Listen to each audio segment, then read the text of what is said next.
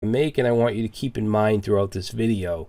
So one is there's no general and clear answer for everyone. And to say that PHP is better or Python is better with no context behind it, it's foolish, and it's something that you'll never see me do in my videos.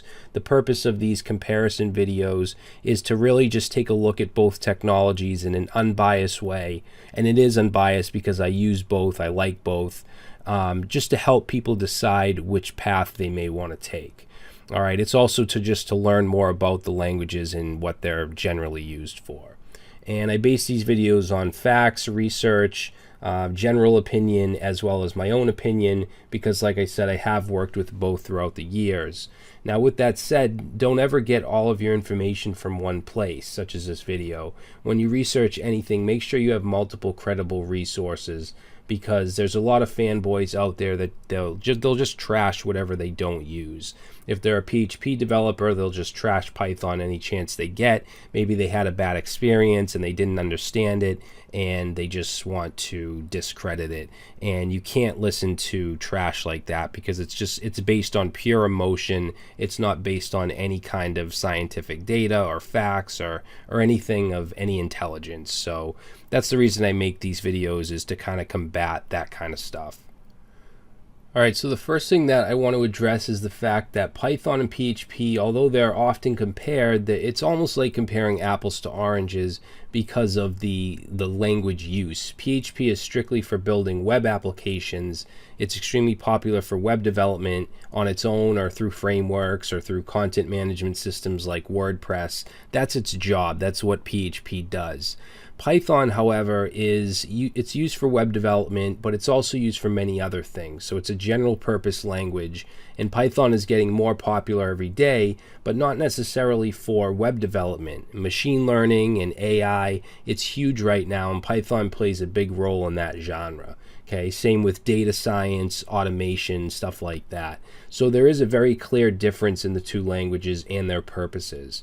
So before you can even ask which language is better for you, you really need to do some thinking about what you want to do. If you're interested in machine learning and AI or data science or anything else that Python is excellent at, then that's probably your clear choice. But if you're interested in building full stack web applications, web APIs, anything that PHP and Python do in a similar way, then you have some more digging to do. And since this channel is almost purely web development, I'm guessing that's what most of you guys are interested in. All right, so let's talk a little bit about popularity. So the results of the 2018 Stack Overflow survey came in, which is a pretty respected survey. It gave PHP a popularity score of 30.7 and Python a score of 38.8. Okay, it also said, and I quote, Python has a solid claim for being the fastest growing major programming language. So that, along with a lot of other resources, all point to Python surpassing PHP in popularity. But again, Python is used for many more things than PHP is. PHP has its little small world of web applications. If we're talking about popularity of just that, of websites, of web apps, then PHP blows Python away. If you look at the numbers of websites that use PHP over Python, then PHP is a clear winner. Okay, WordPress is a huge component of that, among other frameworks like Laravel. So both languages are used by large companies. Most big companies and websites use multiple technologies, but PHP is used, for instance, by Facebook, Wikipedia, Yahoo, and many others. And then you have Instagram, parts of Google, Spotify that use Python. So neither language has a shortage of credentials in that area. All right, and you can do a quick search to see what companies use what, and they're both pretty popular. All right, so syntax and elegance. Now, one thing that I've noticed is talking about popularity in the industry and popularity among developers is really two different things. PHP is very practical as far as deployment, hosting, WordPress, content management, things like that, which makes it great for developers. But on the other hand, there's also so much poorly written PHP out there, and the fact is that it lets you write poor code and it still works. it's really left kind of a bad taste in the mouths of many web developers. As far as syntax and elegance, it's not that far up on the scale, and too much freedom can definitely be a bad thing. And we'll talk about this, throughout this video. But PHP was actually the first language that I learned before JavaScript, and I've written some pretty bad PHP, just like most of us. And the reason for that is, one, there was a lot of bad tutorials and courses out there, and two, what I wrote still worked. Okay, and when you're a new developer, if it works, it works. You don't realize that, yes, it works, but it's extremely insecure and prone to SQL injection, or it's not scalable at all and nobody can read your code. The term spaghetti code usually refers to PHP code. Now, with that said, just because there's a lot of bad PHP out there doesn't mean that you can't write good PHP code. So you just need to take the time to learn the best practices, focus on object-oriented, clean code with classes, rather than just a procedural mess that no one can read. Okay, if you do that, PHP can be incredible. Okay, as long as you learn to write it correctly, it's a great language. Python, on the other hand, is much more strict in its syntax and how it lets you put things together, which makes it cleaner, and in turn, I think it gets more respect from programmers. I know that, like I said, PHP kind of rules the web area, but not everybody that writes PHP actually likes it. I've actually known a lot of developers that worked with PHP almost exclusively and hated it. So like I said, the popularity in the industry doesn't really reflect the popularity with developers themselves. Now, many people such as myself like the C-style syntax that PHP uses. Python doesn't have that. It uses indentation over curly braces, and it is, I guess, more readable, but I don't know, maybe it's just me being a JavaScript developer. I just like the C-style curly braces and semicolons, things like that. Just preference, I guess. So this brings us to learning curve. Now, a lot of what I'm going to say here comes from my own experience. When you talk about what's easy or hard, everyone's different. So take all of this, along with this whole presentation, with a grain of salt. Okay. Also, keep in mind, I'm much more fluent in PHP than I am with Python. Now, I think Python has a much cleaner and clearer way of doing things. There is a right way and a wrong way, and if you do the wrong way, it's not going to work, which helps with the learning curve. But at the same time, I think that even though the syntax is more readable without all the curly braces and arrows and all of that, the scope of what's happening is a bit harder to understand than in PHP. I think that aside from the actual code, just the scope of what Python is capable of is also much more vague than PHP. Before I learned anything about Python, I didn't know what the hell it was used for. And I think that the fact that it's so diverse and it's used for so many things is what kind of confused me. A lot of things that, a lot of things like machine learning, it's just complicated in general. So since Python is used for those complicated topics, it might be looked at as a complicated language. Now, PHP, on the other hand, its purpose is clear as day. You build database-driven web apps, and that's it. So in that aspect, I think PHP is easier. Now, as far as the ease of syntax goes, for me, PHP was a little easier because I like the C syntax style. And if you're coming from JavaScript or you're coming from, let's say, C# or something like that, you'll probably have an easier time learning another C syntax language rather than something like Ruby or Python or something that uses indentations and doesn't use curly braces and stuff like that.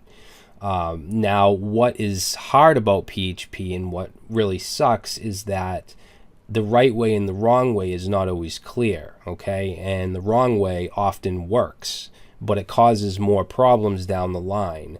Another thing, it's not very secure by default, so you really have to look into securing your application if you're using vanilla PHP and not some kind of framework that takes care of that stuff for you. Okay, I will say that it's gotten a lot better for some of you older developers that used to use PHP 4 back in the day and procedural style, the procedural style MySQL library. You'd look up like preventing SQL injection for, let's say, a post request or a get request or something like that, and you'd find 30 different answers, and every answer would have comments saying, no, that's wrong. So after 30 answers and after 2 hours of searching, you're back where you started and you still don't know what the hell to do, which way is the right way.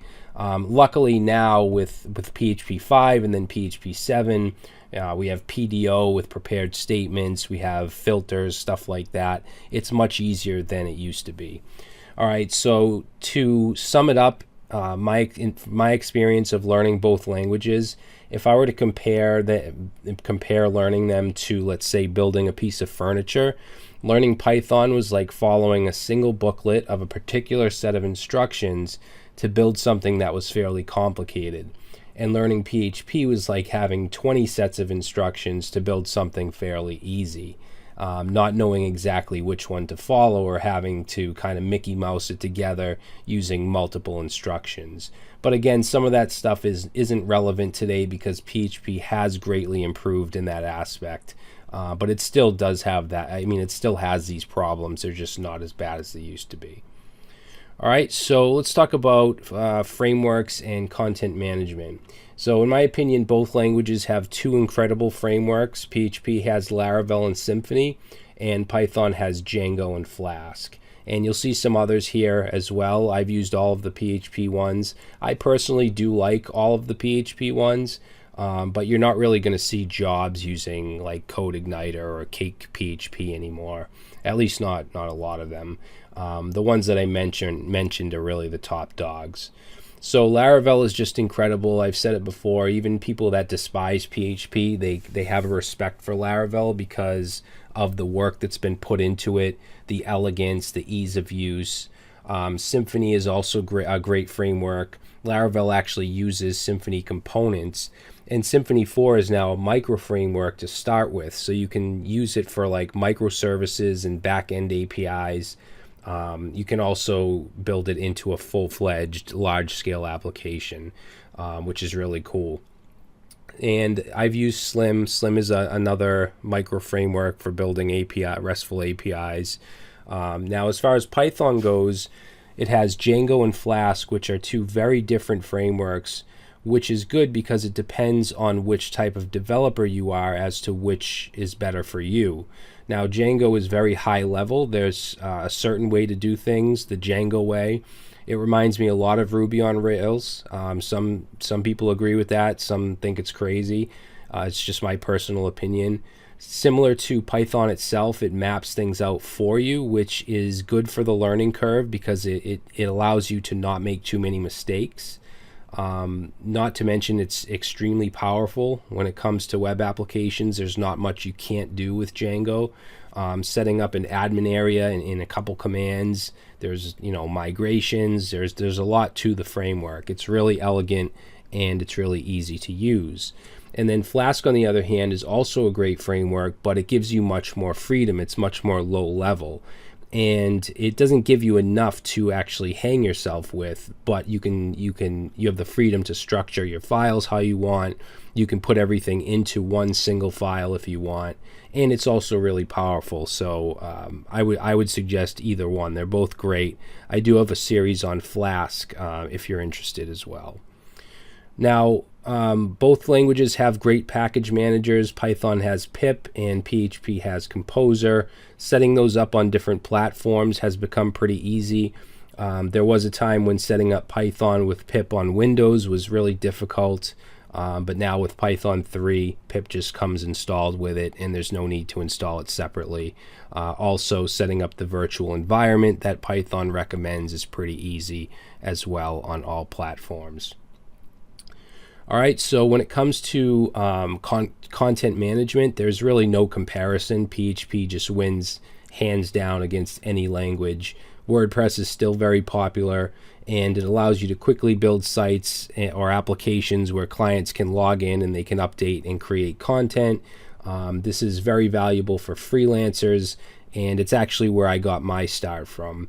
WordPress, Joomla, Drupal, although Joomla and Drupal have really fell off quite a bit, but WordPress actually has a huge percentage of the websites on the web now. I don't know the exact number, but it is significant. All right, so when it comes to deployment, PHP is simple and cheap. You can use a $5 per month shared hosting account if you want. Now, with that being said, that doesn't mean that that's what you should do. Shared hosting isn't the best choice unless it's a small application and you don't expect a ton of traffic from it. If it's a large-scale app that you put your all into and you want it to succeed and perform really well, then no matter what language you use, you're going to put some work and some research into deployment and hosting. So for Python, you have a few options. I would suggest using cloud hosting like DigitalOcean. They actually have pre-built droplets where you can already have Python in the virtual environment installed. You can choose to have Django all set up if you want. There's also, services like Heroku or AWS.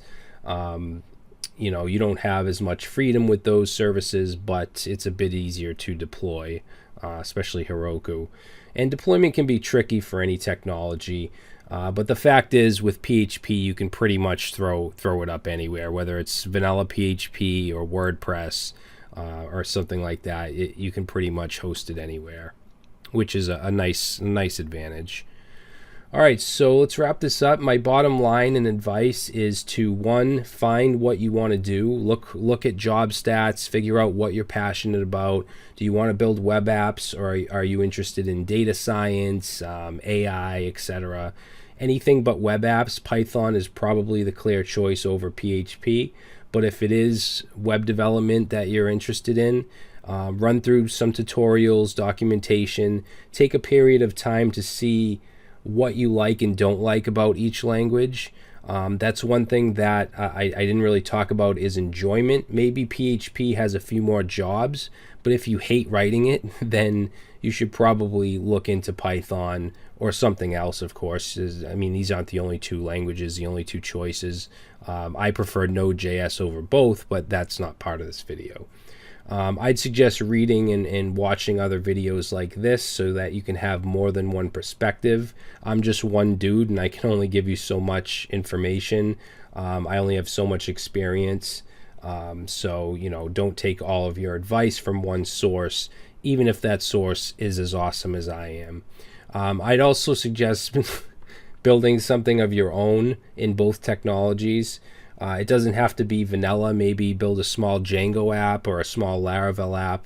All of this stuff, may take a month or so, but that month is really worth deciding your fate and deciding what technology, what language you want to focus on for the majority of your career. And, finally pick one and